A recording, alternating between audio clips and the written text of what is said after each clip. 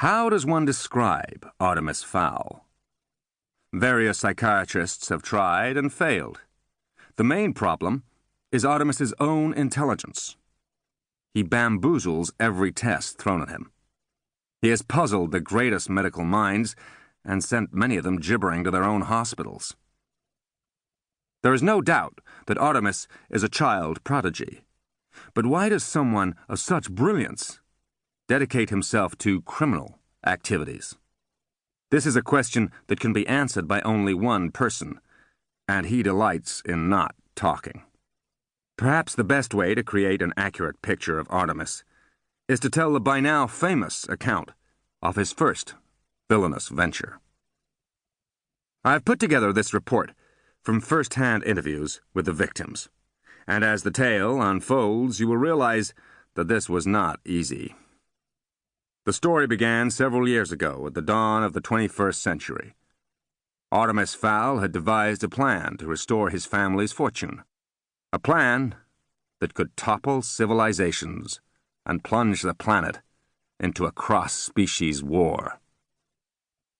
He was 12 years old at the time. Chapter 1. The Book. Ho Chi Minh City in the summer. Sweltering by anyone's standards.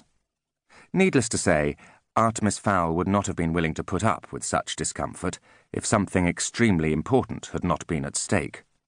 Important to the plan. Sun did not suit Artemis. He did not look well in it. Long hours indoors in front of the monitor had bleached the glow from his skin. He was white as a vampire and almost as testy in the light of day. "I hope this isn't another wild goose chase, Butler," he said, his voice soft and clipped, especially after Cairo.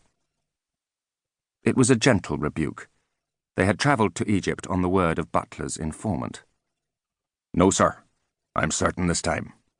Eoin is a good man." Droned Artemis, unconvinced. Passers-by would have been amazed to hear the large Eurasian refer to the boy as Sir.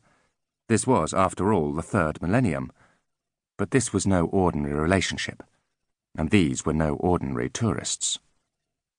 They were sitting outside a curbside cafe on Dong Kai Street, watching the local teenagers circle the square on mopeds. Eoin was late, and the pathetic patch of shade provided by the umbrella was doing little to improve Artemis's mood.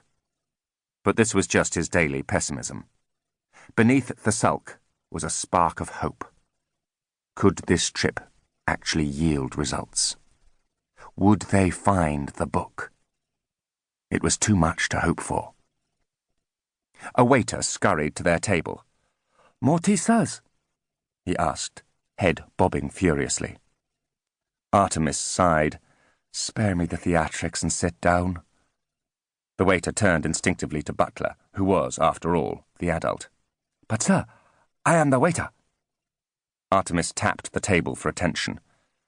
"You're wearing handmade loafers, a silk shirt, and 3 gold signet rings.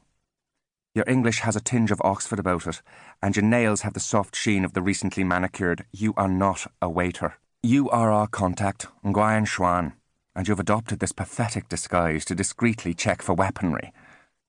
Nguyen's shoulders sagged. "It is true. Amazing." "Hardly. A ragged apron does not a waiter make." Nguyen sat, pouring some mint tea into a tiny china cup. "Let me fill you in on the weapon status," continued Artemis.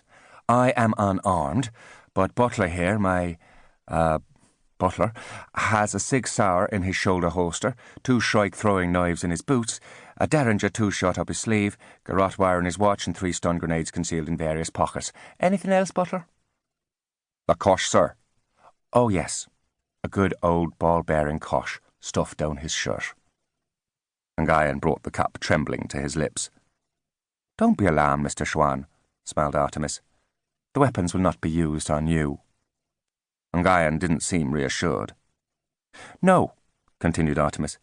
"Butler could kill you 100 different ways without the use of his armoury. Though I'm sure one would be quite sufficient."